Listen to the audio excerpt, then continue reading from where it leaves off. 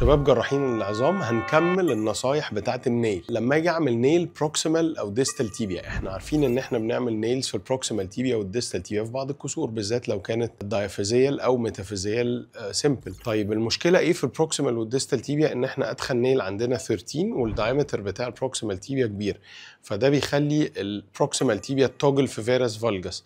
فحلول القصه دي كذا حاجه، يا اما ان احنا نحط بولر سكروز حوالين النيل عشان نمنع ان العظمه تروح في فيرس فالجس، دي طريقه، يا اما نستعمل بليت اسيستد ريدكشن، ان احنا نحط سمول 4 هول بليت مثلا او يونيكورتيكال بليت تمسك البروكسيمال والديستال فراجمنتس وبعدين نعدي النيل، بعد كده تشيل البليت او تسيبها مش فارقه، يا اما ان احنا نعمل ريدكشن للفراكشر وبعدين انسرت النيل ونبقى متاكدين ان النيل انسرتد في وضع مظبوط. وطبعا لو هنعمل كده لازم نستعمل اكسبرت نيل اللي هو فيه كذا لوكينج سكرو، حوالي 4 لوكينج سكروز بروكسيمال و4 لوكينج سكروز ديستال، عشان ما يبقاش فيه توجل في الحته بتاعت البروكسيمال والديستال تيبيا.